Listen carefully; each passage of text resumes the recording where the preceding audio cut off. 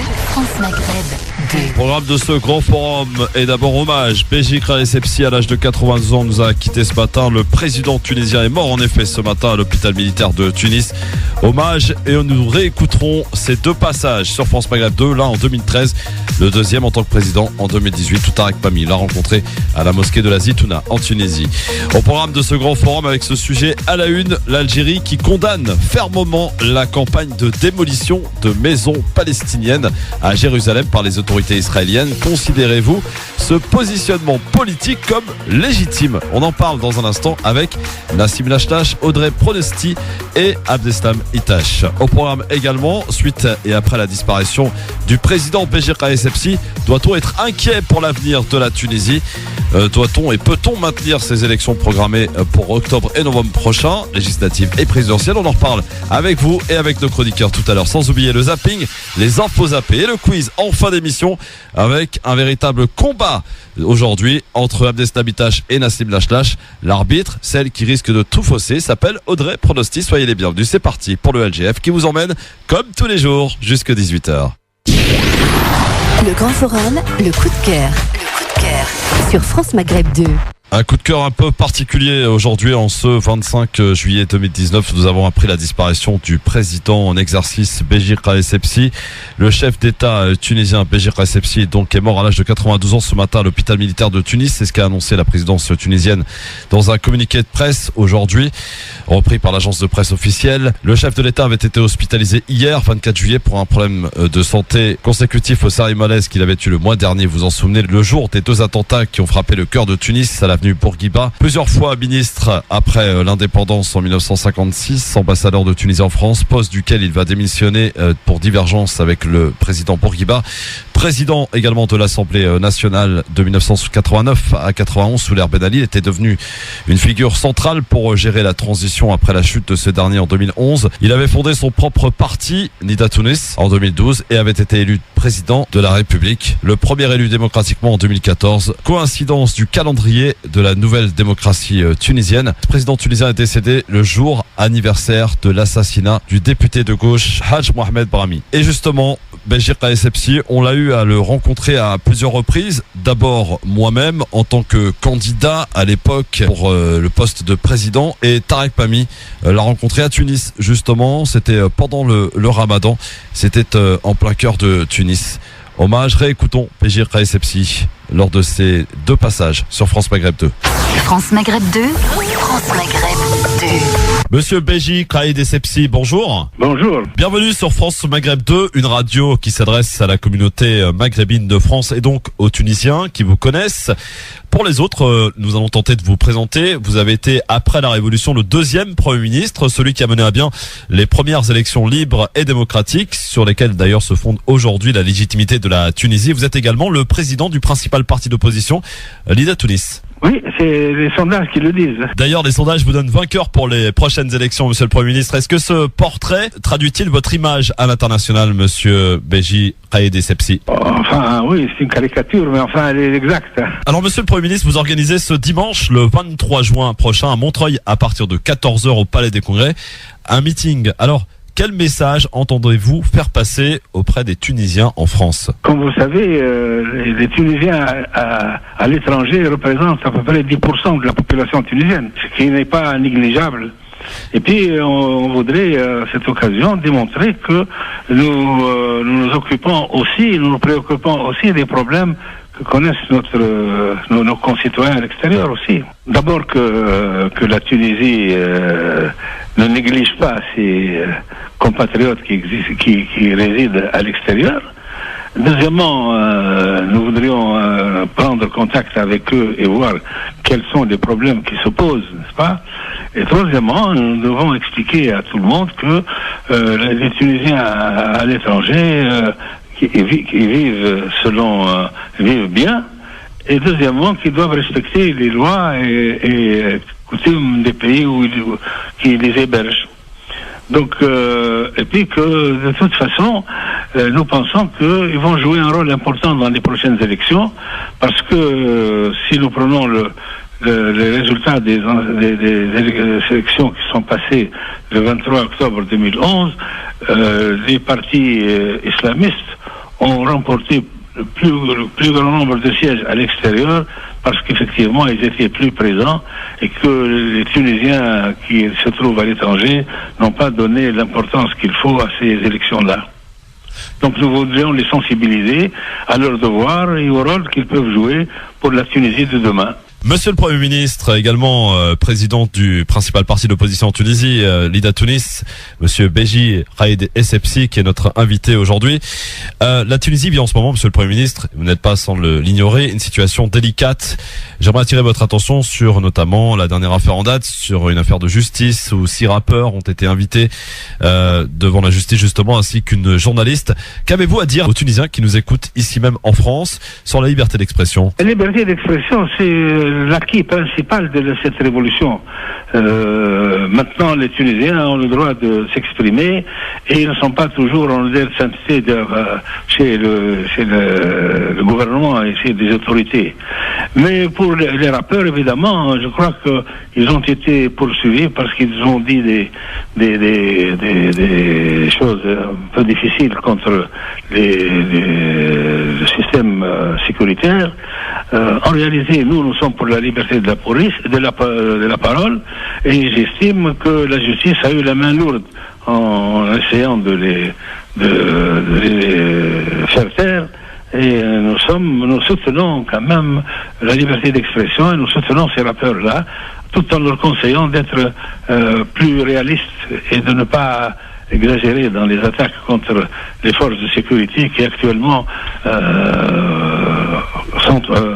affrontent des problèmes de terrorisme et qui évidemment méritent d'être plutôt soutenu que d'être critiqué. Monsieur le Premier ministre, j'aimerais également vous parler d'une affaire qui a fait beaucoup de bruit ici en France à propos des Femen qui sont venus, vous vous en rappelez, s'afficher seins nus devant le palais de la justice en Tunisie. Moi je vous dis très franchement, nous sommes pour la liberté d'expression et nous sommes pour que chacun puisse protester même sur la voie publique. Seulement, il faut quand même tenir compte un peu des habitudes, des us de chaque pays. Et ici en Tunisie, vous savez, nous avons un grand mouvement maintenant vers le fait de faire porter à la femme un hijab noir aux yeux. Ouais. Alors évidemment, des femmes qui viennent au fond s'exposer à nu et devant des tribunaux, ce n'est pas très coutumier, n'est-ce pas? Oui, je comprends bien. Il faut tenir compte de cela. Tout ce qui est excessif est injuste et insignifiant. Et c'est vrai qu'elles ont été un peu excessives, quoique nous reconnaissons le droit de protester et de se solidariser avec une dame tunisienne qui a été aussi poursuivie.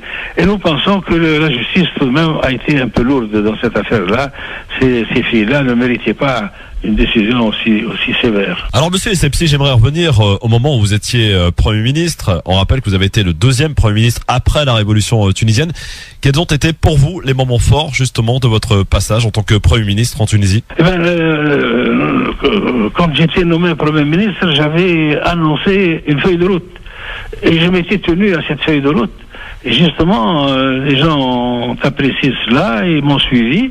Et la principale décision, c'était d'organiser immédiatement des élections plurielles et transparentes. Et je pense que ces élections-là ont été, pour la première fois, réalisées dans notre pays et ont été appréciées et bien perçues par la population. D'ailleurs, ils ont amené au pouvoir une majorité relative, justement, du pays, du parti islamiste, n'est-ce pas, le Nahda. Mais de toute façon, nous avons respecté la décision des urnes et nous avons été très fiers de dire que nous avons mis en place un processus démocratique. C'est vrai qu'à ses débuts, et nous espérons que ce processus puisse continuer. Malheureusement, c'est pas tout à fait le cas maintenant. Monsieur le Premier ministre, quels étaient vos rapports avec le parti au pouvoir, El Nahda, ainsi qu'avec le président de la République par intérim, Monsieur Marzouki? Moi, je suis un homme qui a le sens de l'État et je dialogue avec tous ceux qui détiennent le pouvoir. Ça ne veut pas dire que j'approuve ce qu'ils font, mais j'estime que il faut dialoguer. Ouais. Et c'est la seule solution. Moi, j'estime que la Tunisie ne peut pas être gouvernée par un parti, quel qu'il soit, il faut qu'elle ne peut être gouvernée que dans le cadre d'un large consensus. Malheureusement, c'est pas le cas actuellement. Et c'est ça, ce sont là les problèmes de la Tunisie actuelle. Monsieur Beji Caïd Essebsi, ancien Premier ministre et président du principal parti d'opposition, l'IDA Tunis, pouvez-vous nous donner votre vision concernant l'avenir de votre pays, la Tunisie? Et la Tunisie actuellement, elle passe un mauvais quart d'heure, c'est vrai. Et sur le plan économique, nous avons de gros problèmes. Ce n'est pas des problèmes fondamentaux de l'économie, ce sont des problèmes de mauvaise gestion de cette économie. Mais nous espérons que cette situation-là ne peut pas durer. Et la date fatidique, c'est les prochaines élections. Malheureusement, jusqu'à maintenant, ces élections ne sont pas fixées. La date n'est pas fixée. Et je ne pense pas que l'on puisse réaliser les élections au courant de l'année 2013. Maintenant, les responsables actuels disent qu'ils vont les réaliser en 2013. Moi, je pense que actuellement, les conditions ne sont pas réunies, ni les conditions sécuritaires, ni même les conditions légales, parce que les élections en Tunisie sont pilotées par une commission indépendante, et cette commission indépendante n'est pas encore constituée. Donc vous contredisez les dires de M. Rached Ghannouchi hier dans la presse algérienne. Entendu, M. Ghannouchi dit ce qu'il veut, hein. Mais de toute façon, je ne pense pas qu'on peut... Sauf si on a l'intention de bâcler les élections, et à ce moment-là, alors c'est notre histoire. Monsieur... La Tunisie a le droit d'avoir des élections aux normes internationales et aussi contrôlées par la communauté internationale. Si ces conditions sont réunies, eh bien, nous serons très heureux de participer à ces élections. Autrement, je crois que les conditions ne sont pas encore réunies. Monsieur Beji Caïd Essebsi, merci de nous avoir accordé cette première interview sur France Maghreb 2, une radio qui s'adresse à la communauté franco-maghrébine, aux Tunisiens et à ceux d'origine tunisienne. Je salue tous les concitoyens tunisiens qui vivent en France. Première interview accordée par monsieur Beji Caïd Essebsi, comme vous l'avez pu l'entendre et constater. Il était candidat à l'époque au poste de président, ce qu'il obtiendra évidemment quelques mois plus tard. Et une dernière rencontre qui a eu lieu cette fois-ci beaucoup plus près de nous. C'était l'année dernière, lors du mois sacré béni du Ramadan. Tarek Pami était en Tunisie et a rencontré le président Beji Caïd Essebsi. France Maghreb 2, France Maghreb 2. Monsieur le Président, bonjour. Ça va? Ahlan. D'abord, merci pour vous arrêter pour les auditeurs de France Maghreb 2 qui vous ont... Pour l'information, on s'arrête tout le temps. Parce que nous sommes un pays démocratique. Il n'y a pas de démocratie sans liberté de presse. Je vous remercie pour ça, Monsieur le Président. Vous êtes en direct sur France Maghreb 2, sur toute la France. Et on vous écoute parce qu'on a fait le choix de venir ici, à la Zitouna. La Zitouna connue comme une université de l'islam tolérant. Ça, c'est vrai. L'islam donc du juste milieu, l'islam qui a rayonné partout dans le monde à partir de cette ville et de ce pays, la Tunisie. Et vous nous faites l'honneur donc d'intervenir sur notre radio. Tout le monde sait que la Tunisie c'est un pays musulman. Même si nous avons une constitution pour un état civil, mais le peuple tunisien est un peuple musulman. Mais comme vous le savez, c'est un islam d'ouverture, un islam de tolérance. Et ce n'est pas aujourd'hui. La Tunisie fait partie de l'école de Kérouan, qui est une école de tolérance avec l'imam Sahnoun, l'imam Abi Zayd al-Qarawali, qui a rayonné fort heureusement sur tout le Maghreb, mais aussi sur une partie du sud de l'Europe et aussi pour toute l'Afrique. Nous sommes un pays musulman, mais nous n'avons pas de problème ni avec les chiites, ni avec les sunnites. Nous sommes sunnites et toute la population du Grand Maghreb est ainsi. Donc l'islam est tolérant, et comme venait de le citer le cheikh, il y a une sourate très importante. ادعو إلى ربك بالحكمة والموعظة الحسنة وجادلهم بالتي هي أحسن إن ربك هو أعلم بمن ضل عن سبيله وهو أعلم بالمهتدين وإذا عاقبتم فعاقبوا بمثل ما عاقبتم به ولئن صبرتم لخير للصابرين واصبر وما صبرك إلا بالله ولا تحزن عليهم ولا تكون في ضيق مما يمكرون إن الله مع الذين اتقوا والذين هم محسنون. Merci, Monsieur le Président. Tous ceux qui vous écoutent auront envie de venir cet été en Tunisie, passer leurs vacances dans ce pays de la tolérance qui, contrairement à ce que la presse internationale peut des fois véhiculer, est un pays de paix dans lequel vous voyez la sécurité. Vous avez un président de la République en pleine population qui l'accueille à son arrivée à la mosquée Al-Zitouna, qui le salue quand il quitte cette mosquée. Et tout ceci fait qu'on peut venir en Tunisie pendant les vacances, que ce soit cet été, que ce soit tout le temps, en étant sûr qu'on est dans un pays de sécurité totale où les Tunisiens vous accueillent avec un grand plaisir et vous accueillent les bras ouverts parce que c'est ainsi que la Tunisie vit. Voilà pour ces deux passages de rencontre avec le président Béji Caïs Sebsi dont nous avons appris la mort ce matin à l'hôpital militaire de Tunis à l'âge de 92 ans. On en reparlera tout à l'heure avec nos chroniqueurs aujourd'hui, Audrey Pronosti, Abdeslam Itache et Nassim El Achlache. Après la disparition du président tunisien, peut-on craindre pour la suite en Tunisie? C'est la question qu'on se posera tout à l'heure aux alentours de 17h30 pour évidemment nous appeler. Le LGF, le Grand Forum, c'est tous les jours 16h, 18h. Soyez les bienvenus. France Maghreb 2, France Maghreb 2. Le Grand Forum, merci d'être avec nous en direct sur votre radio France Maghreb 2 jusqu'à 18h avec aujourd'hui, pour m'accompagner, Abdeslam Itache, élu centriste Modem. Salut monsieur Abdeslam Itache. Bonsoir Christophe, bonsoir aux auditeurs, auditrices. Élu du côté de Fontenay-sous-Bois, adjoint au maire, monsieur Nassim Lachlache. Salut Nassim. Salut Christophe, salut tout le monde. Bienvenue à vous deux. Alors on va avoir un quiz des plus sympathiques tout à l'heure. On va installer l'octogone pour vous départager puisque Nassim est venu défier le champion, le patron du quiz en chef, en titre. Tout à l'heure, Nassim Lachlache va devoir donc essayer, je dis bien, de battre Abdeslam Itache, qui est vraiment pas facile. Rendez-vous tout à l'heure en fin d'émission. Pour l'heure, on parlera tout à l'heure évidemment de la disparition de Béji Caïs Sebsi à l'âge de 92 ans ce matin. Il est mort à l'hôpital militaire de Tunis. On a appris sa mort donc en fin de matinée. Quelles peuvent être les conséquences justement pour la suite en Tunisie? Peut-on craindre un chaos comme certains le prédisent? Peut-on peut-être imaginer annuler ou reporter les élections prévues en octobre et novembre prochain? On se penchera sur plusieurs scénarios possibles et plausibles du côté de la Tunisie, mais pour l'heure, direction les territoires occupés où vous avez des soldats israéliens qui se félicitent, qui se réjouissent de la démolition de maisons de Palestiniens à Jérusalem. 8, 7, 6, 5, 4, 3, 2, 1.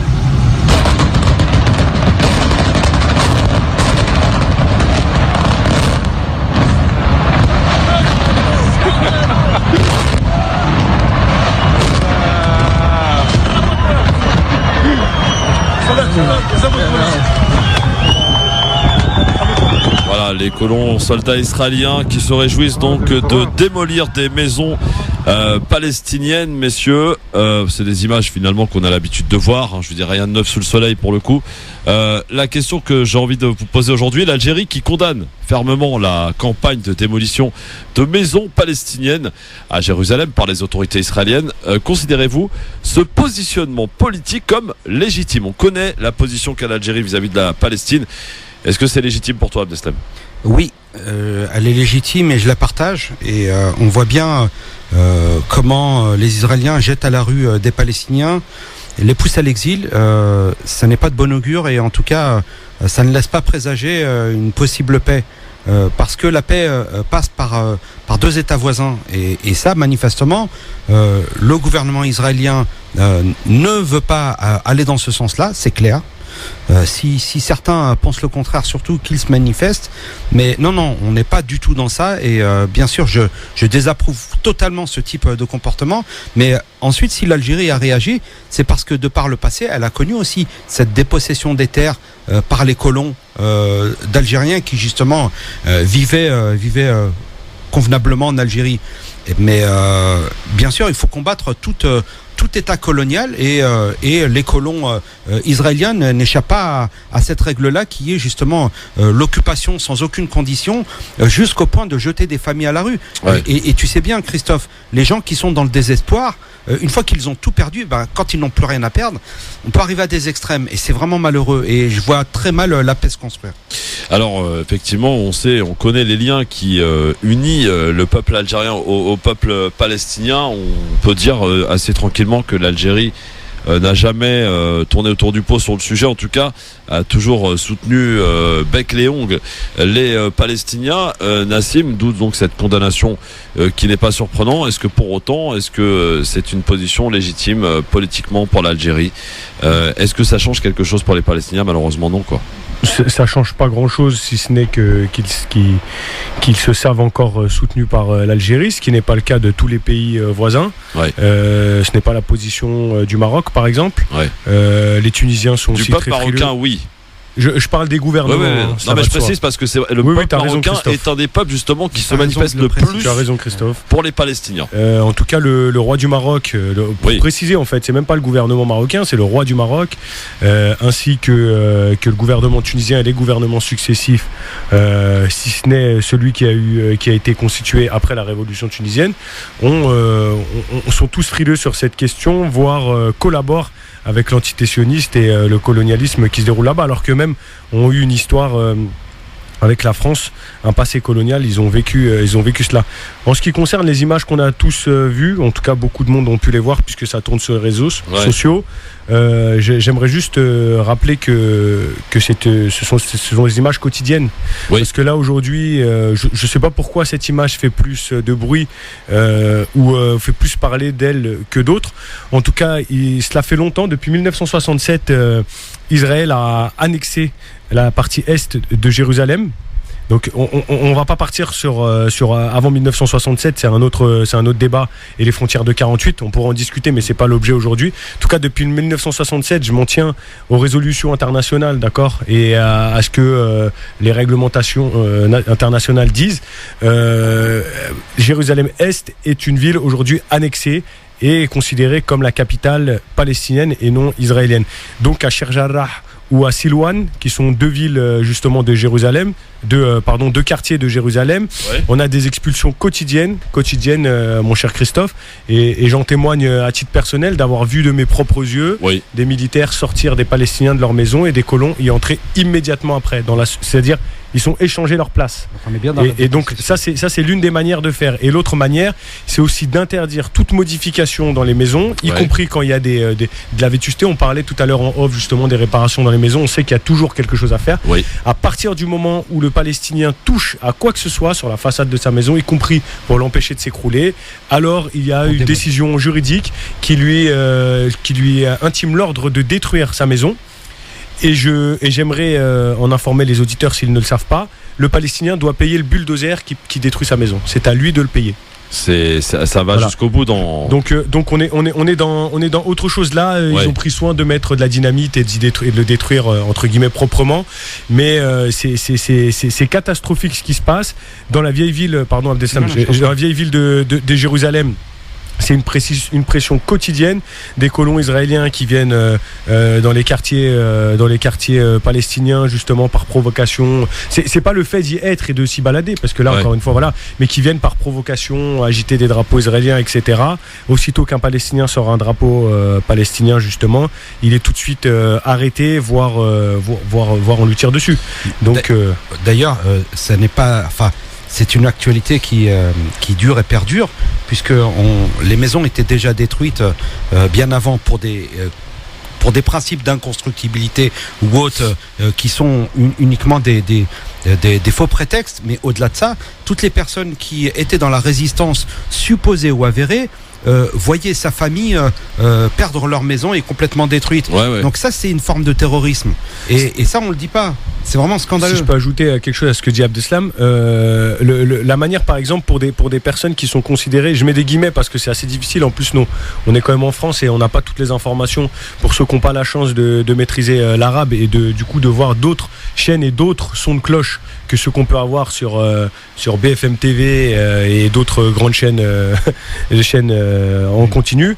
Ceux qui ont cette chance-là ont d'autres sons de cloche, mais en tout cas, à chaque fois que quelqu'un est soupçonné d'être entre guillemets un terroriste, donc les attaques au couteau ou autres, systématiquement sa maison derrière est détruite. Donc c'est exactement donc toute la famille à la rue. Toute la famille, hein. Ce que disait Slap, la maison est détruite, et donc ça c'est ni plus ni moins qu'une méthode qui était pratiquée par les Britanniques lorsqu'ils avaient le mandat contre l'Irgun, donc l'armée secrète juive. Donc à l'époque on parlait pas d'Israéliens, on parlait de juifs. Donc il y a bien un amalgame qu'il ne faut pas faire entre juifs et sionistes, la question n'est pas là, mais à l'époque c'était du coup des sionistes et des juifs qui menaient des attentats contre l'armée britannique. Et d'ailleurs, pour information, le premier attentat qui a eu lieu en terre de Palestine a été fait par les sionistes à l'hôtel King David contre les Britanniques. Donc voilà. Et donc systématiquement derrière, les maisons étaient détruites. Ce que je veux dire par là, c'est que le colonialisme a des effets pervers et se répète sans arrêt. C'est-à-dire aujourd'hui, les opprimés d'hier sont les colons d'aujourd'hui, oui. Et ils refont strictement la même chose. Et si on peut essayer de tirer vers l'eau cette discussion sans se focaliser sur la Palestine, j'espère que pour les pays qui ont été colonisés, notamment ceux d'Afrique, il n'y aura pas la même tentation de se faire avec d'autres peuples voisins. Voilà. Et justement, le fait que l'Algérie ait connu la colonisation pendant 132 ans, notamment par la France, et auparavant d'ailleurs aussi, mais est-ce que ça intensifie les liens qui existent et qui sont plus à démontrer entre la Palestine, le Palestinien et l'Algérien? On voit par exemple dans toutes les manifestations, que ce soit en Algérie avec cette révolution du sourire, des drapeaux palestiniens, c'est régulier. On voyait l'image de Sofiane Ferrouli, le joueur algérien, lors du bus qui a traversé Alger. Il a brandi le drapeau palestinien et vice versa d'ailleurs. On voyait le ciel de Gaza qui s'est enflammé le soir de la victoire de l'équipe d'Algérie à la Coupe d'Afrique des Nations.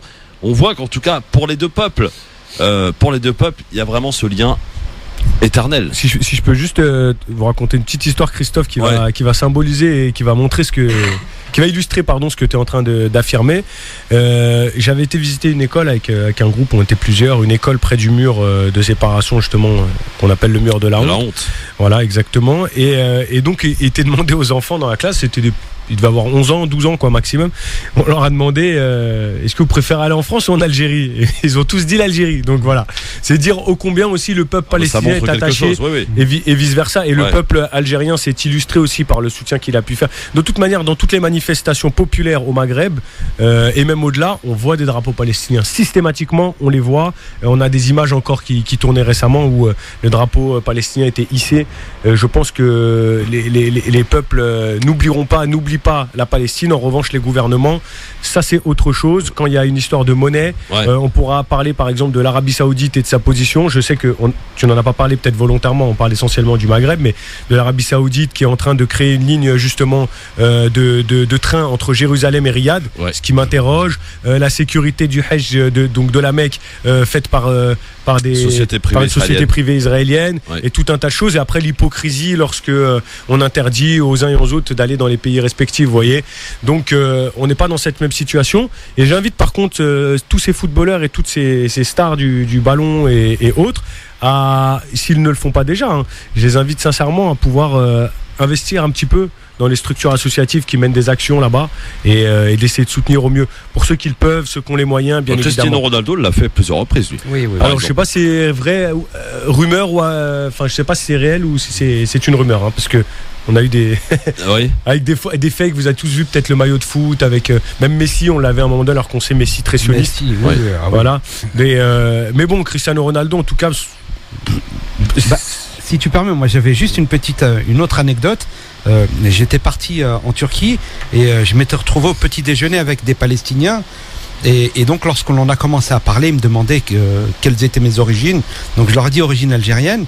Et à ce moment-là, le peuple a 1,5 million de martyrs. Et tout de suite, je voyais dans leurs yeux déjà quelque chose un rapprochement, une compréhension justement de leur douleur. Et on avait un petit peu échangé, un petit peu en arabe, un petit peu en anglais, parce que l'arabe littéraire, je suis pas un vrai spécialiste, mais en fait, le vrai crève-cœur, Christophe, c'est que lorsque je voyais leurs bagages qui étaient dans la salle où on prenait le petit déjeuner, parce qu'ils prenaient le petit déjeuner, ils repartaient. Le vrai crève-cœur, c'est que sur leur bagage, il y avait marqué Israël. Il n'y avait pas marqué Palestine. Et c'est vraiment là le drame. On a un peuple sans pays. C'est ça. 01 40 33 9000. Est-ce qu'on peut parler aussi, alors c'est vrai que du soutien algérien, on en a parlé, mais de la politique algérienne, qui est quand même un grand pays, l'Algérie. Pourquoi elle n'arrive pas aussi à essayer de faire fléchir certaines grandes puissances d'Algérie sur ce sujet-là? Il faudrait parler de la politique extérieure et étrangère de l'Algérie de manière plus générale. Qui ne veut pas s'ingérer. Oui, alors c'est toujours autorisé à ne pas, qui s'est toujours interdit de s'ingérer dans les affaires extérieures. Voilà, après ça c'est légitime. Mais la Palestine, c'est particulier quand même. Après, au niveau du Conseil de l'ONU, etc., elle vote toujours dans le même sens. Je veux dire, elle essaye d'infléchir, j'imagine. Les États-Unis mettent leur veto à chaque fois. Oui, bien sûr. Les États-Unis, c'est pas les États-Unis, c'est un autre. Qu'une seule fois. Et du coup, alors faible niveau, parce qu'aujourd'hui, c'est pas une puissance. C'est une puissance régionale, l'Algérie, mais ce n'est pas une puissance. En tout cas, c'est mon appréciation. Attention, voilà. Ne serait-ce qu'avec les voisins déjà. Peut-être, est-ce qu'il n'y avait pas moyen de trouver une position commune là-dessus? Ils n'arrivent pas à s'entendre avec le Maroc sur on a une frontière, c'est honteux, une frontière terrestre. Aujourd'hui, on peut pas librement circuler entre l'Algérie et le Maroc par la voie terrestre, alors que on a tous vu des vidéos et des photos de peuples algériens et marocains qui militent à la frontière justement pour cette ouverture. Bien sûr. C'est inadmissible. Je veux dire, ils prennent en otage le peuple pour des choses qui peuvent, je pense qu'ils peuvent s'arranger, qui peuvent se discuter. Donc c'est très difficile.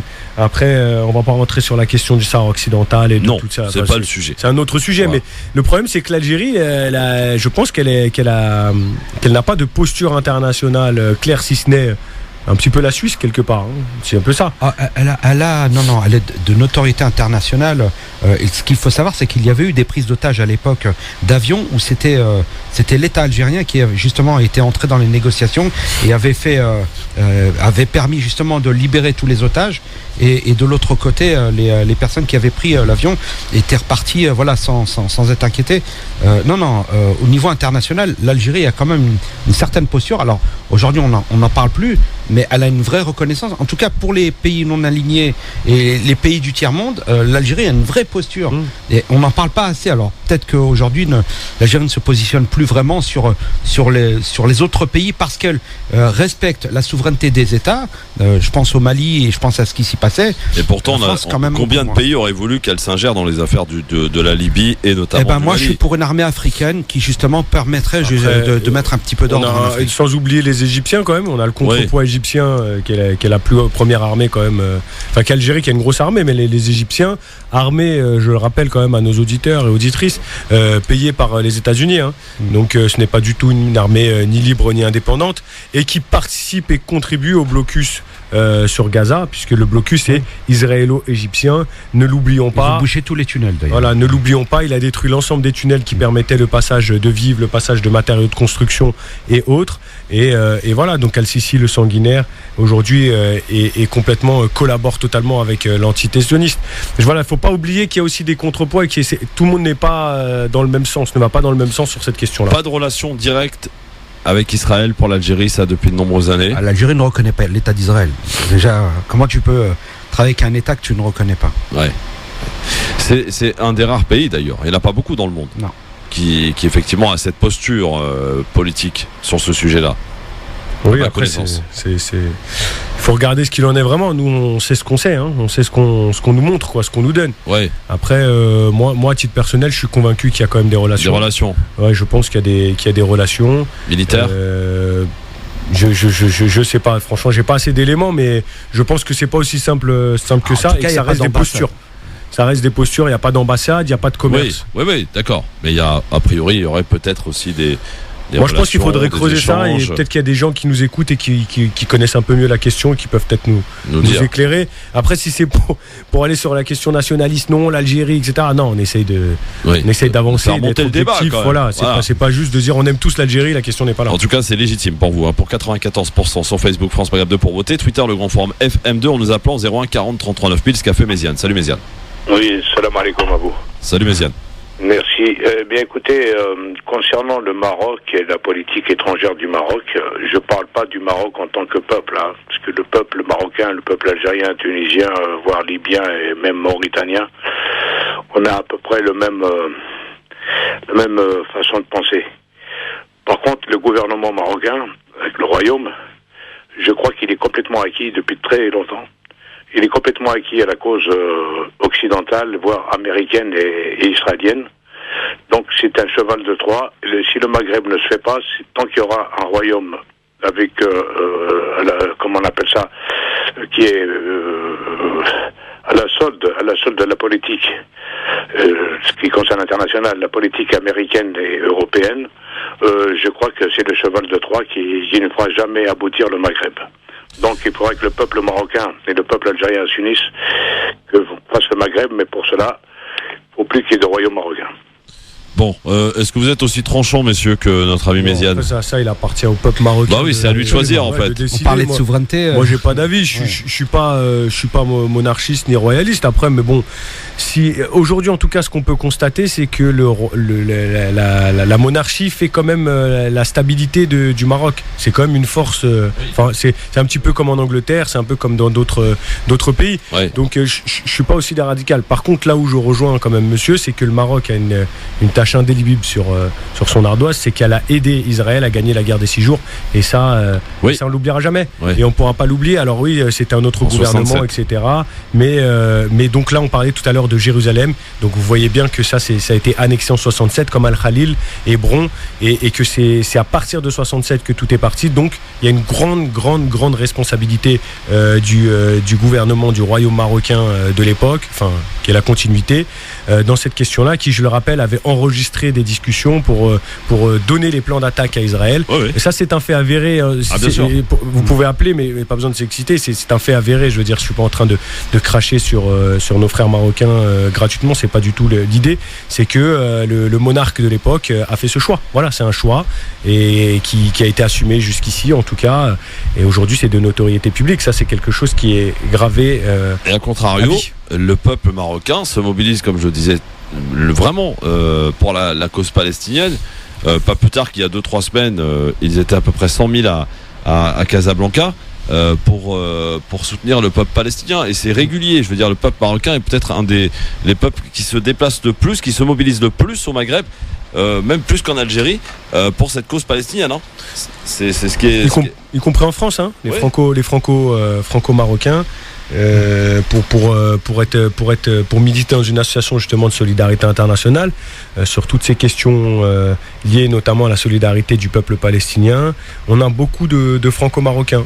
Après, c'est peut-être un petit peu bizarre de voir les choses comme ça, mais c'est-à-dire dans nos contacts, etc., il y a beaucoup de franco-marocains. Donc c'est effectivement symptomatique du fait qu'il faut bien dissocier le peuple de ses gouvernants, sauf justement pour Israël, où le peuple et le gouvernant est à l'image de son peuple, puisque c'est quelqu'un qui est élu. Le monarque marocain n'est pas élu. Et donc en Israël, quand on a un gouvernement d'extrême droite qui gagne haut la main, il faut s'attendre à avoir un peuple quand même assez à droite, tout comme le peuple américain. Ça, c'est des votants, en tout cas les personnes qui s'expriment. Walid est avec nous, 01 40 33 9000. Bonsoir Walid. Bonsoir, salam alaikum. Bonsoir. Moi en fait j'avais une question à vous poser. C'est quoi condamner fermement en fait?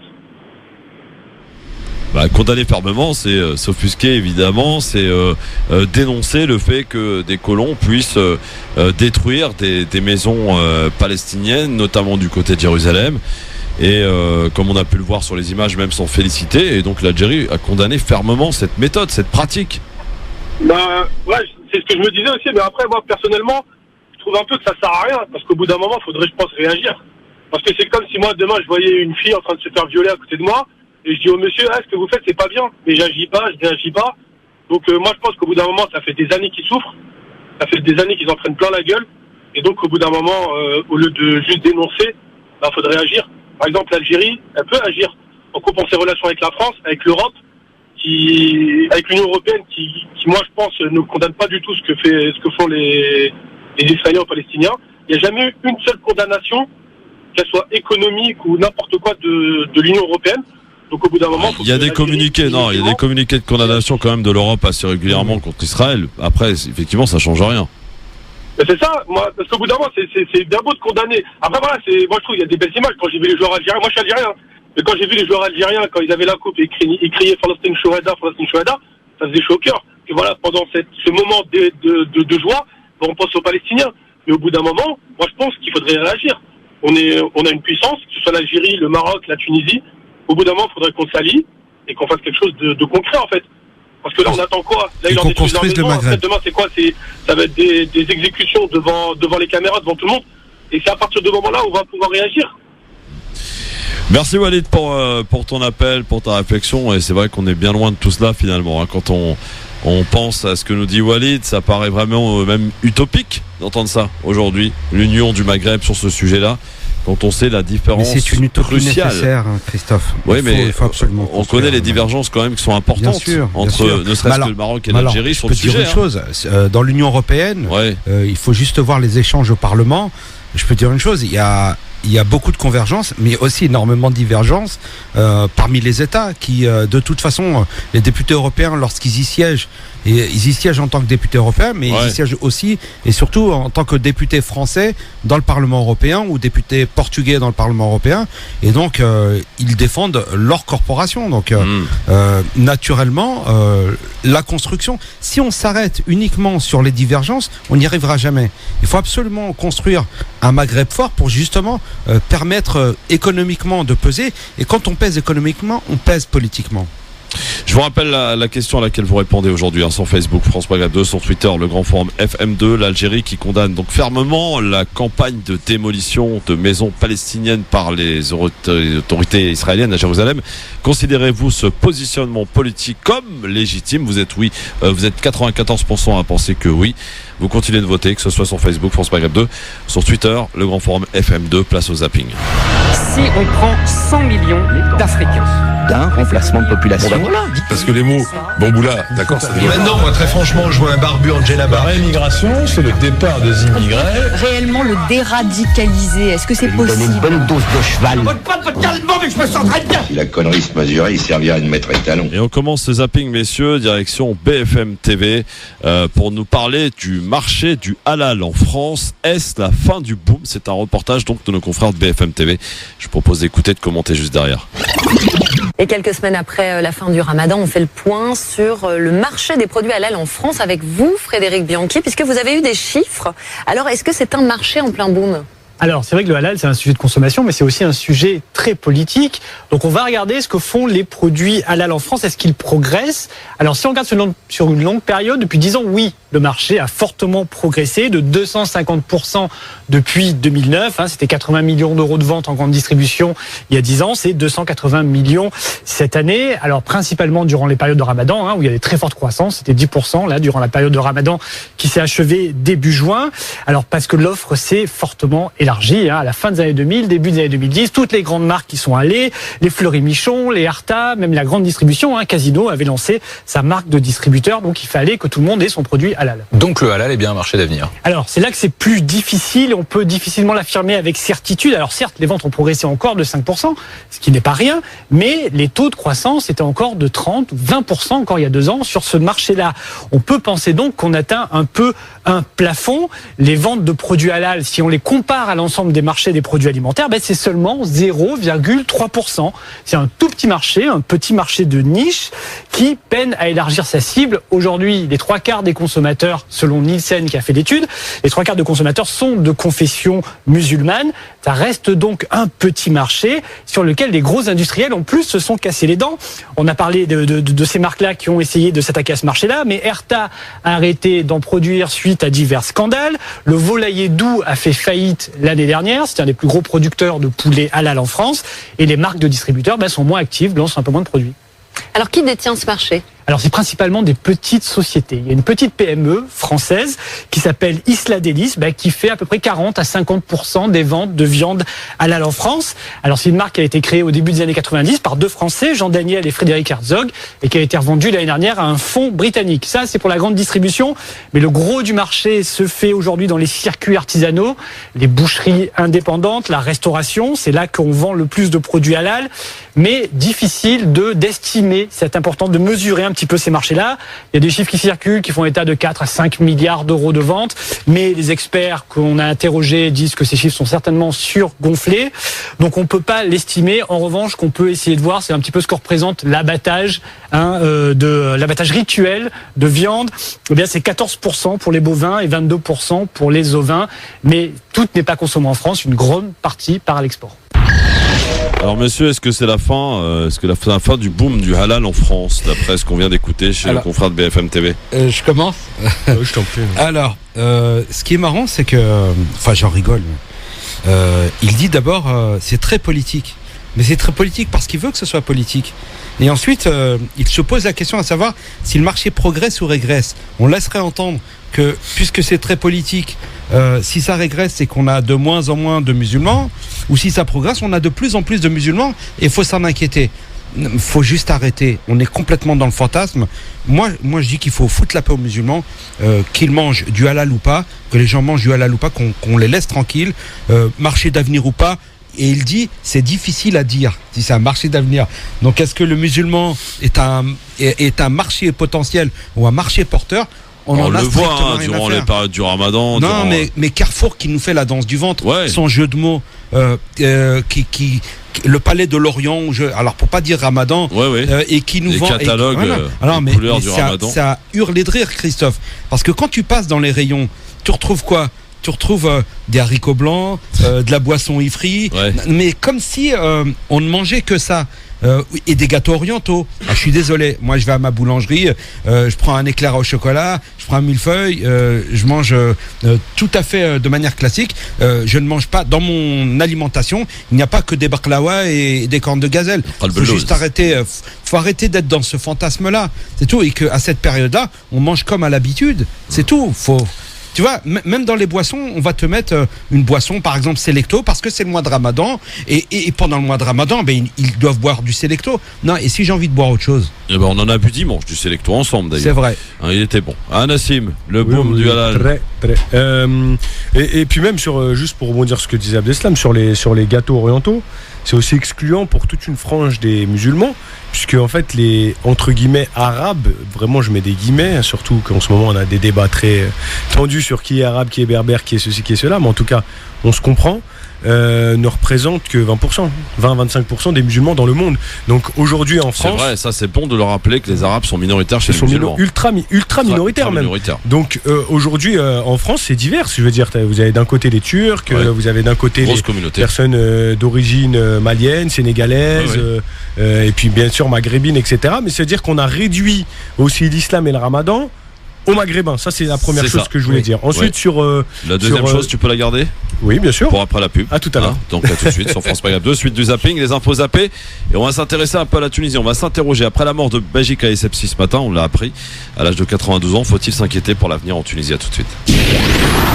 17h24, mes amis, sachez que le record de chaleur a été battu à Paris à 15h20 précisément, à 42,4 degrés.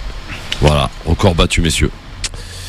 C'est vrai que ça chauffe quand même, hein. Ouais. On a une pensée aux personnes âgées qui souffrent et qui n'ont pas toujours le sentiment d'avoir soif. Et il faut leur donner à boire, même s'ils vous disent que tout va bien et qu'ils n'ont pas soif. Non. Et les enfants aussi, pareil, hein, évidemment. On peut éviter de sortir en fait. Ouais, et des casquettes si jamais il y a besoin de sortir. Et voilà. Les brumisateurs, c'est pas mal aussi. Il y a des villes aussi qui mettent un petit peu, je sais pas, à Fontenay, est-ce qu'on a déployé un dispositif un peu particulier essentiellement pour les écoles et pour les personnes âgées. Ouais. Après, les écoles, il n'y a plus trop de monde dans les écoles en ce moment. Non, mais en fin d'année là, parce qu'il y a eu des grosses chaleurs en juin. Ensuite, on a un petit truc Fontenay sous soleil, ça s'appelle. Et c'est un point d'animation où il y a des jeux d'eau et des jeux de sportifs, etc. Mais c'est vraiment c'est pendant un mois durant l'été, donc mi-juillet, mi-août. Ça couvre pas l'ensemble de l'été, et puis c'est sur un point précis. Ouais. Et après sur la ville, on a reconstruit notre piscine, donc on a inauguré en 2014, donc qui est flambant neuve et à 3 € l'entrée, gratuit, un truc comme non ça. Ouais. Non, c'est pas gratuit, mais c'est quasiment dérisoire. gratuit. Je veux dire, ouais, J'étais à la piscine là tout à l'heure de Vincennes, et c'était le double du prix. Ah ouais. Donc après c'est des PPP là, donc partenaires publics-privés, qui font que c'est des entreprises privées à Vincennes, je parle. Hein. Des entreprises privées qui exploitent un petit peu comme Vinci le fait, limite pour les autoroutes. Et derrière c'est le consommateur ou le citoyen qui en paye le prix. Après c'est des choix politiques, hein, les DSP, les délégations de services qui sont faits. Voilà, c'est des choix. À Fontenay, c'est géré directement en régie municipale, et c'est ce qui permet de tirer les coûts au plus bas et de permettre au plus grand nombre de se baigner. Nassim Lachlache, élu adjoint au maire auprès de la ville à Fontenay-sous-Bois, l'élu centriste dans le 93 de monsieur Abdeslam Itache, sont avec nous aujourd'hui. Pour finir, t'as encore sous la langue ce que tu voulais terminer pour le halal. Oui, je veux juste dire, c'est assez surprenant que BFM passe 5 minutes à s'intéresser à ce sujet-là. Oui. C'est assez drôle de dire qu'aujourd'hui, parce que le marché stagnerait, il faut se dire qu'il y a 10 ans, 20 ans, il n'y avait pas de marché. Oui. Donc forcément, il peut qu'exploser. Et aujourd'hui il ne peut que stagner, parce que le nombre de musulmans, les musulmans se multiplient pas comme des lapins, hein. Donc il faut bien que ça stagne. Les parts de marché, la concurrence est rude. On parlait d'Isla Delis tout à l'heure, enfin dans le BFM parlait dans le reportage d'Isla Delis, et il y en a d'autres aussi, Isla Mondial. Il y a un certain nombre aussi de polémiques, enfin c'est plus que des polémiques, c'est des scandales sur les compositions. On a retrouvé du porc, on a retrouvé des choses qui n'étaient pas halal, des choses qui n'étaient pas certifiées halal. Donc la question de AVS, Shahada, machin, etc., des choses dans lesquelles le consommateur il a beaucoup de mal à se retrouver. Donc il y a aussi une perte de confiance peut-être du consommateur vis-à-vis de cela. En tout cas, ils avaient aussi perdu les certifications. Isla Delis, oui. Non, mais je parle de, je crois que c'était Erta. Le scandale, justement. Oui, il y avait un scandale Erta, il y avait un scandale aussi avec le Doux. Il faut pas acheter ces chaînes-là. Je veux dire, là, il faut acheter vraiment, il faut essayer de trouver. Et donc, par contre, j'en profite parce que il a parlé dans son intervention là. J'en profite pour le dire. Ce n'est pas parce que ce serait une personne de confession juive qui serait à la tête d'un business que pour autant il ne faut pas le consommer. Je veux dire, il faut bien dissocier les deux choses. Je veux dire, c'est parce que c'est des choses qui nous empoisonnent et on mélange un peu tout après. Si on ne veut pas consommer, on a le droit de pas consommer. Mais si c'est la seule raison pour laquelle on ne veut pas consommer, c'est parce qu'il est juif. Enfin, je veux dire, c'est un commerçant comme tous les autres. Et en Arabie, au 7e siècle, on commerçait avec les juifs et on commerçait avec les chrétiens et avec tout le monde. Un dernier petit point, mais qui prendra 10 secondes. Je donnerai une leçon à ce pseudo-économiste. Il sait bien que dans tout produit, il y a toujours une phase de naissance, une phase de croissance, une phase de maturité, une phase de déclin, une phase de relance. Donc aujourd'hui, on est peut-être à la phase de maturité. Non, mais avec 5 à 7 millions de musulmans, je pense pas que, pour répondre à ta question, Christophe, clairement, je ne pense absolument pas que ce soit un marché qui soit qui périclite. Ouais. Hein, Christophe? Ouais, absolument. Algérie, maintenant, où le ménage continue. Un petit tour par nos confrères de Canal Algérie. Le ménage se poursuit bel et bien en Algérie. Écoutez.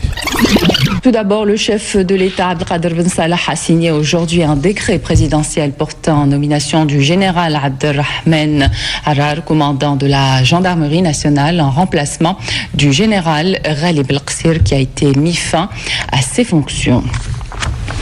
Il a été mis fin aux fonctions de Emina Boudiaf en sa qualité de chargé d'études et de synthèse à la présidence de la République. C'est quasiment le même topo tous les jours en Algérie en ce moment quand on regarde Canal Algérie. Un extrait du journal, le ménage qui se poursuit, messieurs. La machine à laver tourne, oui. De temps en temps on et ouvre le tambour. La prison d'El Harrach qui se remplit. Il va falloir construire une deuxième prison à côté. Oui, c'est rassurant tout ça, messieurs, quand même. Ou pas? Non, pas forcément. Après, c'est vrai que ça s'apparente quand même à une purge. C'est ça qui est un petit peu. C'est un petit peu. Ça fait craindre un peu. Et puis, en plus, on parle de quelqu'un qui fait partie de ce fameux système que la mobilisation populaire a voulu dégager, qui aujourd'hui renomme des généraux et des trucs, et en licencie d'autres. Enfin bon, je veux dire, pour le moment, on n'est pas encore sorti de la berge. Hein. La chasse aux sorcières. C'est ce que je récuse. Je veux dire, il faut faut trouver une solution, faut trouver une sortie de crise. Je veux dire, c'est un peu toujours le même sujet à chaque fois qu'on en parle. Ouais. Mais il faut aujourd'hui trouver une solution et une sortie de crise pour que tout le monde ressorte grandi. Je veux dire, on a eu dans la première partie de l'émission un hommage appuyé au président tunisien décédé. On en pense qu'on veut. Les Tunisiens ont réussi plus ou moins leur transition démocratique, même si on peut toujours y formuler des critiques, mais ils ont quand même réussi quelque chose.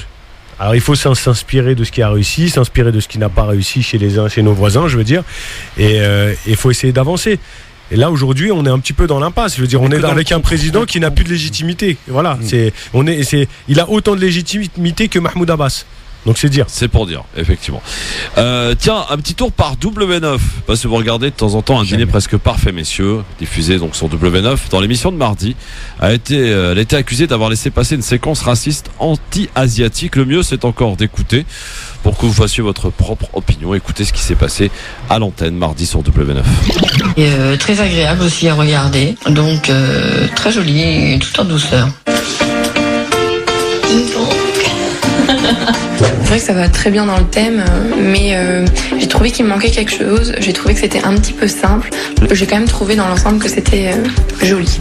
Comment tu es avec le chapeau? Moi, je vais être magnifique avec un chapeau. Bon oui, t'as une grosse tête, ça va aller. Vas-y. Et à Camille, il prend le gros chapeau et il fait pareil. Copiteur.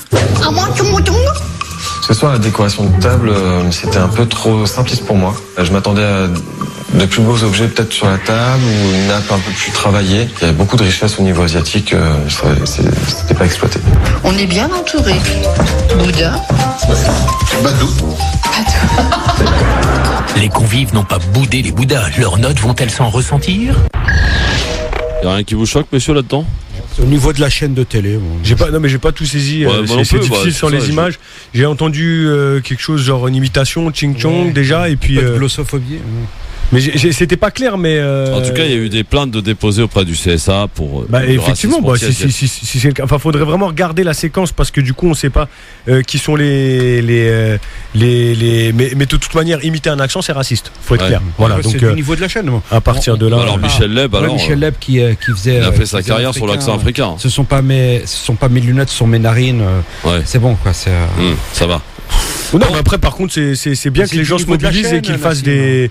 Non, mais le citoyen a la possibilité de saisir le CSA, c'est ça que je veux dire.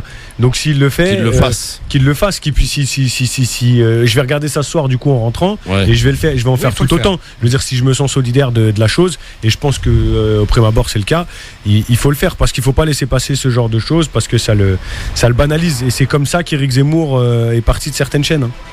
Info zappé, messieurs, qu'on ne zappe pas mais qu'on donne ici. Quelques bonnes nouvelles pour le gouvernement en place. Le nombre de chômeurs a légèrement diminué au deuxième trimestre, moins 16 800, moins 0,5%, pour s'établir à 3,632 millions en France entière, selon des chiffres publiés jeudi par Pôle emploi. Cette baisse est plus faible que lors des 2 trimestres précédents, moins 0,7% au premier et 1,7% au dernier trimestre 2018. Sur un an, le recul est d'1,9%. Le nombre de demandeurs d'emploi avec ou sans activité a lui aussi baissé de 0,5% à 5,890 millions après être resté stable au premier trimestre. Vous avez vu, j'ai un peu de mal avec les chiffres. En tout cas, visiblement, le gouvernement peut se targuer de quelques bons résultats en matière des chômeurs. Chez certaines catégories. Sauf pour les seniors, où là c'est un petit peu un peu moins bien en tout cas. Pour ce qui est des chômeurs en France, c'est finalement une baisse qui continue à s'amorcer tranquillement. Voilà. C'est une baisse qu'il faut toujours interroger. On a le halo du chômage d'une part, c'est-à-dire une zone où les gens ne sont ni chômeurs, ni ceci, ni cela, ils n'ont pas de statut clair. Il y a cette partie-là. Et en plus, il y a toutes on est en train de traquer les personnes au chômage pour essayer de les radier des listes justement de chômeurs. Donc si ça se fait comme ça, il faut bien voir si c'est des gens qui ont trouvé un emploi, auquel cas on pourra s'en réjouir, on ne pourra que s'en réjouir. Si c'est des gens qui ne sont plus inscrits pour X raisons, alors il faudra quand même s'interroger parce que souvent l'été, les gens oublient de s'actualiser et puis basta, on n'est plus dedans et puis ça fait baisser le chômage. Voilà. Sauf que c'est pas comme ça. Le chômage il est plus haut et on le sait, tout le monde le sait, y compris les politiques, est plus haut que les chiffres que l'on a. Mais Mais bon, si ça va dans le bon sens, on peut qu'applaudir et soutenir. Après, il faut voir l'art et la manière. Ça, je pense qu'on n'est pas d'accord sur la manière dont ça se fait, mais ça, c'est une autre question. Abdeslam ? Sur les chiffres, oui, je rejoins Nassim. Il y a certainement une partie de radiation, mais je me réjouirais de savoir que les demandeurs d'emploi aient trouvé du travail, et ce qui leur permettra. En plus, c'est un vrai cercle vertueux, parce que lorsque l'on retrouve du travail, on consomme, et lorsque l'on consomme, on participe activement à l'économie du pays. Donc forcément, les entreprises se retrouvent beaucoup mieux. Donc j'ai cœur à ce que justement les gens puissent retrouver du travail, mais parfois les chiffres sont maquillés. Ils ont été maquillés à l'époque de Sarko, ils l'ont été à l'époque de Hollande. Il n'est pas impossible à ce qu'il y ait certaines personnes qui aient été radiées, et tu as raison. Pendant les vacances, les personnes sont en vacances et n'ont pas toujours l'occasion de s'actualiser. Alors, je précise que quand même 5,890 millions de chômeurs en France, de recul est de 0,9 sur un an en France métropolitaine, c'est-à-dire, et ça c'est très important, sur les régions et départements d'outre-mer. Le nombre de demandeurs d'emploi inscrits en catégorie A est en baisse, donc de 0,4%, et atteint son plus bas niveau depuis le premier trimestre 2014. Le chiffre est en baisse de 0,1% pour les hommes et de 0,8% pour les femmes. Pour les seniors et 50 ans et plus, ce trimestre enregistre un léger recul de 0,4%, moins 0,6% sur un an. En revanche, le chômage progresse de 0,2% chez les moins de 25 ans sur là aussi un an. Donc voilà, il y a des chiffres et ce qu'on peut en faire, et c'est très important évidemment de scruter tout ça. J'avoue que j'ai un peu de mal, moi, en matière d'économie, je suis vraiment très nul, pour le coup, je l'avoue. Alors, autre info zappée, le parti de gauche Meretz et le nouveau parti de l'ancien Premier ministre israélien Ehud Barak ont annoncé aujourd'hui leur alliance en vue des élections législatives du 17 septembre prochain. La gauche israélienne unie contre Netanyahou. On y croit ou pas? La gauche israélienne est au plus bas quand même. Non. Je ne crois pas. On n'y croit pas. C'est toujours la même méthode, quel que soit le Premier ministre qui est en place. Donc, on pensait qu'il n'allait pas passer. Il est passé. Il est passé. Le Premier ministre, le président américain Donald Trump a mis son veto hier, mercredi, à des résolutions du Congrès bloquant des ventes d'armes controversées à l'Arabie Saoudite et à d'autres alliés. Donc il a mis son veto, il l'avait dit en même temps. Voilà, c'est fait. Et puis tiens, Paris, une ouverture de lieu pour les femmes victimes de violences. C'est ce qu'on a appris en 2020. Un premier lieu accueillera 90 femmes et leurs enfants près de la gare de l'Est. Puis 2 autres centres ouvriront dans le 12e et 15e arrondissement de Paris. Ça, c'est une bonne nouvelle. Voilà. Il était temps, je veux dire, à quelques mois des élections municipales. Je veux dire, personne n'est dupe. C'est vrai. En revanche, je profite pour partager une information, justement, info zappée, comme on dit. Ce sont les 6 chercheurs hommes qui ont démissionné du au conseil à l'égalité, justement, de Marlène Schiappa, puisque ça rejoint le sujet. Donc il y a un haut conseil à l'égalité qui a été ils sont désignés, c'est des copains, donc il y a des chercheurs, des élus, des intellectuels, enfin bon, bref, tout un tas de choses. Ils sont élus pour 3 ans, et 6 chercheurs hommes ont décidé de démissionner, puisqu'en fait dans le corps scientifique, il n'y avait aucune femme. C'est-à-dire qu'il y avait la parité entre les uns et les autres, mais il y avait autant d'hommes que de femmes dans l'ensemble, mais au niveau des chercheurs, c'est-à-dire que, et là je cite une phrase qui est super bien écrite dans un article paru: les hommes pensent la société, les femmes la font. Ça donne cette impression-là. C'est vrai. Et donc ils ont démissionné, et ils demandent à ce que l'ensemble du conseil démissionne pour qu'il puisse y avoir une équité, puisque du coup si on remet 3 femmes et 3 hommes dans les chercheurs, on n'aura plus d'équité général. Enfin bref, c'est des questions. On a des déclarations d'intention de la part de certaines personnes de ce gouvernement, notamment Marlène Schiappa. On voit le résultat. Et donc voilà, donc ça rejoint un petit peu l'annonce que tu donnais. Et une dernière impose un peu, Abdeslam, on a appris la mort du maire de Gagny. Oui, Michel Tollet qui est décédé, il y aura certainement une nouvelle élection à Gagny 7 mois avant l'élection municipale. Gagny, une ville du 93 pour du 93 en Seine-Saint-Denis. Voilà. Mais du coup, ils vont les lire dans le conseil. L'ancien président de l'EPT. Ils vont les lire au sein du conseil. Oui, très certainement. Oui, voilà, parce qu'il y a encore la liste, il y a encore du monde. Son sein, il y aura une personne qui remontera dans la liste. Voilà. Et il y aura une désignation. Vous les entendez pour l'instant. Ils sont très sympas entre eux, c'est normal. Le quiz n'étant pas encore arrivé, il arrive très bientôt. Il va départager. Peut-être le titre sera retiré à Abdeslam. Il en faut quand même. Il a quiz tout à l'heure. Peut-être. Et vous savez qu'on va ramener une coupe.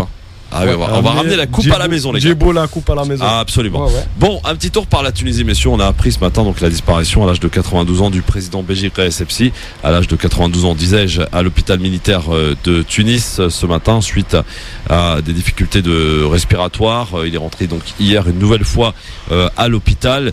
Il en est mort aujourd'hui. Est-ce qu'il faut pour autant s'inquiéter pour la suite en Tunisie? Est-ce que ça peut-être ouvrir une période de transition, j'allais dire, à quelques mois d'élections qui étaient prévues, qui restent prévues jusqu'alors, octobre et novembre prochains, et législatives et présidentielles? Est-ce que ça peut remettre tout en jeu, messieurs? Est-ce qu'il y a des raisons d'être inquiet pour la Tunisie au vu donc de la perte du président Béji Essebsi? Alors, qui est décédé à l'âge de 82 ans. 92 ans. 92 ans, pardon. Oui. Oui, j'ai raté une dizaine. D'ailleurs, ça pose la question de l'âge en politique qu'il faille vraiment se poser. Élu démocratiquement. Naturellement. Oui. Et je remets c'est pas les Tunisiens qui ont choisi, donc voilà. Mais moi, je reste plutôt optimiste. Je sais que le peuple tunisien est un peuple intelligent et raisonnable. Moi, je suis très optimiste sur les élections. Si elles doivent se passer dans 3 ans, non, moi j'ai aucune crainte de ce côté-là. Ouais, pas de crainte du côté de Monsieur Lachlache pour la Tunisie, pour la suite là. Déjà, cette période qui risque d'être un peu critique. Déjà présenter mes condoléances à la famille et aux proches de Monsieur et à l'ensemble du peuple tunisien. Voilà. Une fois qu'on a dit ça, politiquement, c'est pas un personnage que j'appréciais de par son histoire aussi. Hein. Ouais. Donc voilà, faut dissocier l'homme politique de l'homme humain. Par rapport à ta question, je suis pas plus inquiet que ça.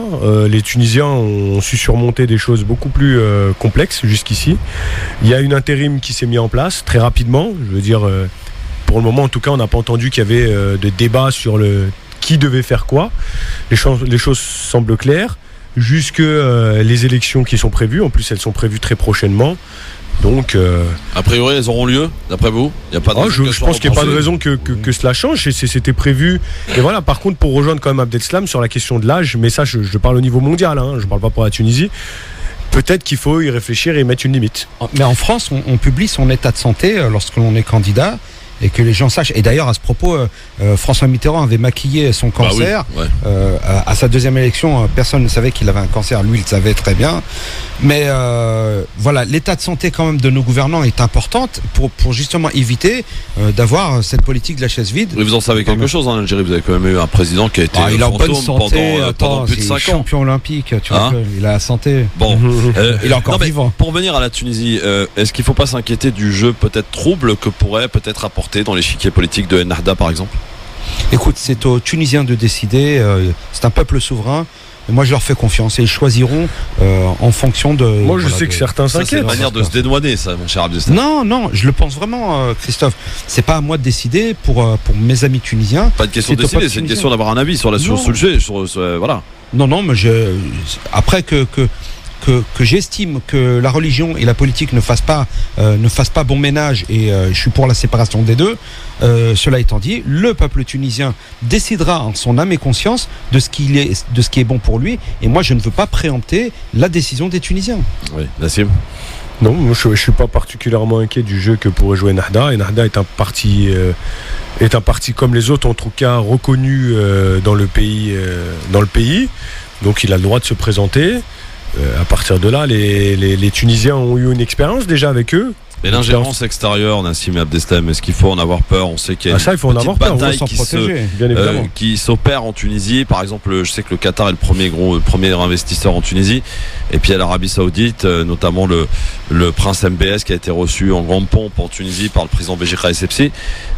Cette petite guéguerre entre les Saoudiens et les Qataris peuvent aussi arriver jusqu'au sol tunisien. Ils vont positionner leur poulain, c'est évident. Il faut faire attention, surtout que c'est un pays qui est en besoin. Ouais. C'est un pays qui a besoin de tout.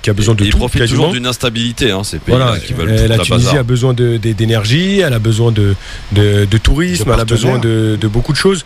Commercialement, depuis la révolution tunisienne, la Tunisie s'est toujours pas remise encore économiquement. Donc c'est vrai que quand on a des personnes comme le Qatar ou l'Arabie Saoudite qui peuvent promettre monts et merveilles, ça peut être tentant. Et puis voilà, les Tunisiens aujourd'hui, en tout cas, de ceux avec qui je m'entretiens, ce qui n'est pas la majorité, mais en tout cas, ça revient souvent, c'est la sécurité. Voilà, c'est ce qu'ils attendent, la sécurité partout dans toute la Tunisie, et puis après la bonne santé économique pour pouvoir avancer. Voilà, c'est ça ne vous aura pas échappé, messieurs, on est en vacances, ou presque en tout cas pour certains d'entre nous. C'est le mois de juillet, les températures ont franchi des records un petit peu partout en France. On est en canicule vigilance rouge jusqu'à au moins demain matin, avec une température record battue cet après-midi, 42,4 degrés à Paris. Messieurs, question toute simple, on parle vacances, on a beaucoup parlé hier avec Razik Metiche qui nous a bien fait voyager, hein. Pour ceux qui ont écouté, c'était bien parce qu'on a donné des idées de vacances à prix réduit et pour les familles. Et d'ailleurs, la question à Razik Metiche posée hier, quel est ton lieu que tu nous conseillerais pour une famille? Tout de suite, ça a été Palma de Mallorca. Voilà. Lui, il nous a conseillé Palma de Mallorca. Allez-y.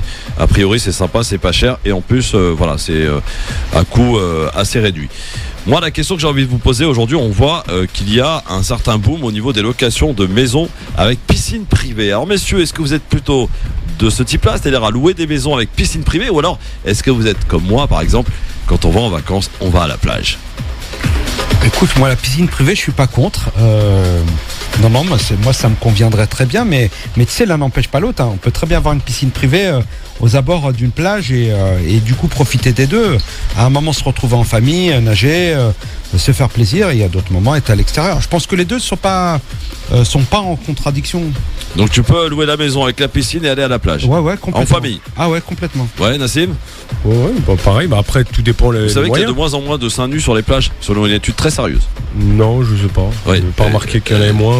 Il y en a beaucoup moins, il paraît qu'auparavant. Voilà. Mais après, tout dépend aussi des moyens qu'on alloue aux vacances. Je veux dire, si les moyens nous le permettent, bien sûr, pourquoi se priver de... Il y a plein de gens qui veulent plus aller sur la plage, par exemple, par pudeur, ou je vois quelques femmes qui veulent pas aller sur la plage par pudeur et qui préfèrent effectivement se baigner dans leur piscine, de leur maison qu'ils peuvent louer. C'est vrai qu'il y a eu un boom.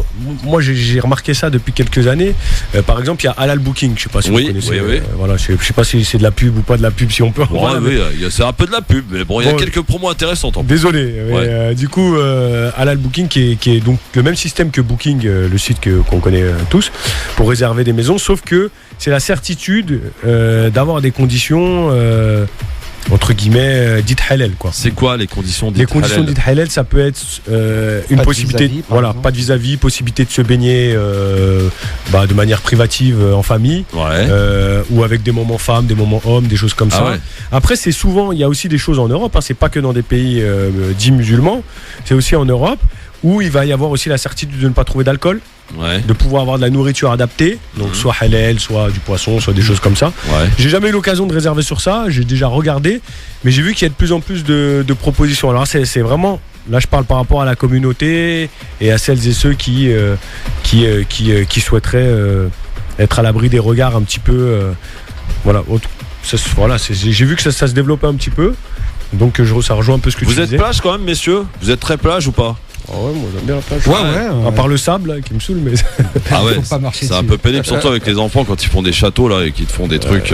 Là, et puis t'en as partout, c'est chaud. Mais, mais oui, mais la mer, c'est la mer. Je veux dire, la mer, c'est la nature. La piscine, ça reste quelque chose d'artificiel. Mais se dessaler après la mer dans la piscine, c'est aussi. Ah, c'est sympa. J'avoue, c'est ça l'idée. Je sais pas si c'est très hygiénique, mais c'est sympa. Ah bah il y a des filtres. Oui, c'est vrai. Après ils sont bouchés. Bon, allez, dans un instant, le moment ultime de cette émission arrive à grands pas. J'ai mes petites questions. Elles sont là. J'en ai 6 qui vont vous départager, messieurs. Regarde pas la feuille, Nassim. De toute façon, alors, je vais vous dire un truc. Je suis incorruptible parce que personne peut me relire. Voilà. J'ai une écriture tellement particulière que personne, mais alors absolument personne. On l'appelle Docteur Christophe. Absolument. À tout de suite. Ah ouais, exactement. Une écriture de docteur. Dans un instant, Nassim, Abdeslamitash vont être départagés dans ce quiz. À tout de suite. Et il est venu exprès, Nassim. Défier le patron en chef. À tout de suite. LGF, le grand forum avec aujourd'hui l'élu centriste du 95 Modem, Monsieur Abdeslamitash, Nassim Lachlache, qui n'est pas de couleur politique, il n'a pas de couleur politique, mais il est élu adjoint au maire à Fontenay-sous-Bois, dans le 93. 94. Et moi, il a dit 95. Je prends. 93 pour toi et toi 94. Non, mais je prends 95. Bon, d'accord. C'est à la limite du 93, Fontenay. Pardon. Exactement. Bon, merci. C'est parti pour le quiz. Le quiz qui oppose aujourd'hui Nassim Lachlache, venu essayer de défier le patron en chef du quiz, Monsieur Abdeslamitache, qui reste jusqu'à ce jour, jusqu'alors, le patron du quiz en n'ayant perdu aucun quiz. Et ayant gagné d'ailleurs assez haut la main la plupart de ces quiz. Mes questions ont toutes un rapport avec la date d'aujourd'hui. Nous sommes, mesdames, mesdemoiselles, messieurs, le 25 juillet. Pardon. C'est le 25 février avec 42 degrés. Il y aurait des raisons d'être inquiet quand même. Alors, première question, ça va jouer peut-être à la rapidité, puisqu'elles sont assez simples finalement.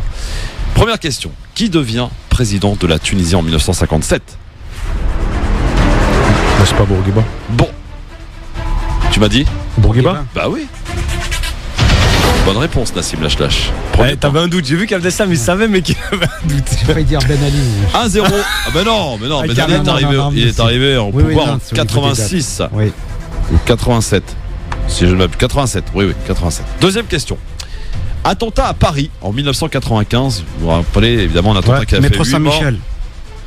Ah, il a pas posé la question. J'avais l'info, hein. J'avais la réponse. 8 morts et 117 blessés. Dans quelle station de RER a-t-il eu lieu ? Saint-Michel. Bonne réponse. J'avais la réponse. 1 partout. Le match est serré et lancé. Oh là là là là. Attention, c'est mieux qu'un PSG-OM, messieurs. Troisième question. Un Concorde s'est écrasé, vous en souvenez ?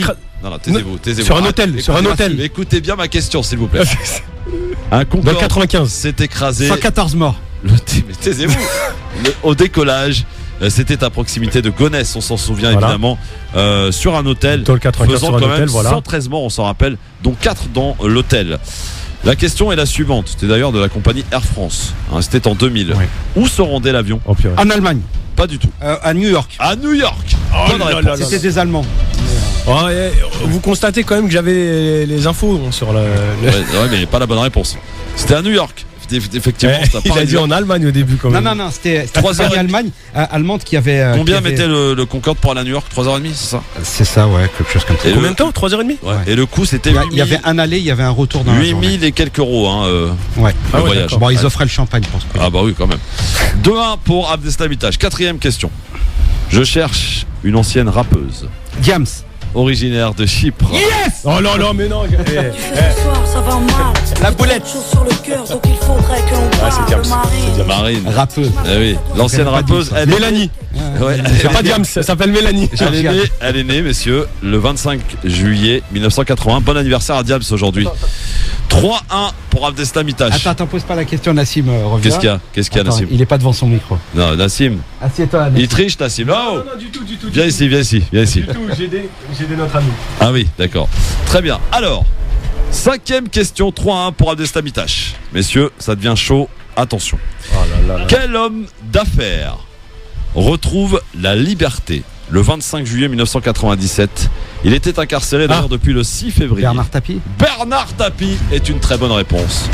Par Abdeslamitache. Attention, les jeux sont faits, messieurs. Rien ne va plus. La 6e question, j'allais dire pour le fun, parce que la victoire est acquise pour Abdeslamitache. Non, on a 3-1 là ou 4-1 ? On est à 4-1. Première traversée, messieurs. C'était la première traversée d'ailleurs à la Manche, au-dessus de la Manche. Blériot. En avion. Oui, c'était Louis Blériot. Oui. Garriot, exactement, en 1909. Combien de temps a-t-il mis pour faire cette traversée ? En minutes. En minutes. Ouais. 180. Non, beaucoup moins. Beaucoup moins que qui ? Que 140 et 240. 180, moi j'ai dit. Non. Beaucoup moins. 60. En dessous de 100. 80. En dessous de 80. 70. En dessous de 75. 65. 65. En dessous. 63. Non. 55. 50. Non. 58. Non. 41. Un petit peu moins. 40. 39. 38. On se rapproche. 37. Oh, il l'a dit. Yes. Il l'a dit. Bravo Abdeslam. Victoire incontestable. Je vous confirme qu'il est Abdeslamitache. très chaud. 5-1. Battant ainsi à plat de couture. Ouais, bravo. Nassim Lachlache, mais qui ne manquera pas de reprendre sa revanche à la rentrée, j'en suis sûr. Rentrée, bien sûr. Ah, évidemment. Bon, je garde la coupe. Il garde la coupe à la maison pour Abdeslamitache, évidemment. Bravo, messieurs. Un beau match, un beau quiz encore une fois. Et la coupe pour Abdeslamitache. Un dernier petit mot, les gars, il nous reste 1 minute. Si vous voulez dire un truc, c'est le moment. Non, mais juste par rapport. Pas obligé, hein. Bah, non, mais on peut. Oui, bien sûr, vas-y, vous pouvez. Non, mais par rapport à la mort justement du président tunisien, voilà, toutes mes pensées vont au peuple tunisien. Oui. Et je le dis encore, et je persiste dans ma réflexion. J'ai totalement confiance au peuple palestinien. Le lapsus révélateur. Au peuple tunisien. Pour justement pouvoir dépasser ça et permettre justement à ce que la démocratie puisse perdurer en Tunisie. Ouais, c'est un coup de cœur pour Frank Zapata qui n'a pas réussi sa traversée. Dommage, ouais. Mais qui, au bout de 15 minutes, mais en tout cas, voilà, c'est quand même. C'est ces innovations qui peuvent après apporter d'autres innovations derrière dans tout un tas de choses de la vie courante. Donc voilà, j'espère qu'il réussira et qu'il va bien. Merci à tous les deux d'avoir bravé la canicule pour revenir jusque dans nos studios, messieurs. Abdeslam Itache et Nassim Nachlach. Très vite, messieurs, dans quelques instants. Medjed, demain, Tarek Mami et Anissa Mziti. Pour terminer tranquillement la semaine, un petit quiz qui sera sympa, j'en suis sûr, demain. Merci de votre fidélité, rendez-vous demain, messieurs, dames. Les vacances, c'est pour bientôt le LGF en vacances le 2 août. Il nous reste donc une semaine. Bonne soirée, il est 18h.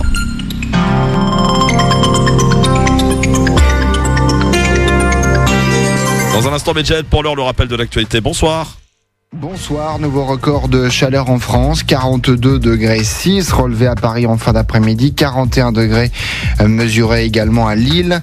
Il est toujours recommandé de bien s'hydrater le corps, de boire et d'éviter le plus possible les déplacements en attendant le refroidissement prévu par Météo France dès demain. Des orages parfois violents sont aussi prévus à l'ouest du pays dès ce soir. La circulation différenciée, elle, est levée à Paris tandis qu'elle est maintenue à Lyon. Le bilan des noyades est dramatique en France, 108 depuis le début de l'été selon le ministre de l'Intérieur. Des noyades causées par les chocs thermiques en ces fortes chaleurs ou parce que les baignades se font dans des lieux pas assez aménagés, mal sécurisés ou non surveillés. Soyez prudents. La présidentielle sera avancée en Tunisie après le décès du président Béji Caïd Essebsi ce matin. Le dirigeant avait 92 ans. Il devait remettre en jeu son mandat au mois de novembre.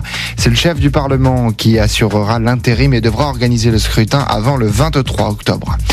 Nairo Quintana remporte la 18e étape du Tour de France. Le Colombien s'est imposé en solo à Valloire en Savoie au terme de cette première épreuve alpine. Un autre Colombien, Egan Bernal, devient deuxième du général en reprenant une trentaine de secondes à Geraint Thomas. Julien Alaphilippe lui conserve avec brio son maillot jaune.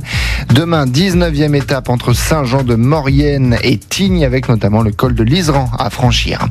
Le chantier de Notre-Dame de Paris suspendu quelques jours, décision du préfet d'Île-de-France. Selon lui, les règles de précaution sanitaire ne sont pas suffisamment appliquées par les ouvriers. Enfin, la maison de couture Sonia Riquiel liquidée faute de repreneur 3 ans après le décès de la créatrice. Pionnière de la mode des années 60, l'entreprise était en redressement judiciaire à cause de ses nombreuses difficultés financières. Bonne fin de journée. France Maghreb 2, service, info, musique, divertissement. France Maghreb 2. France Maghreb 2.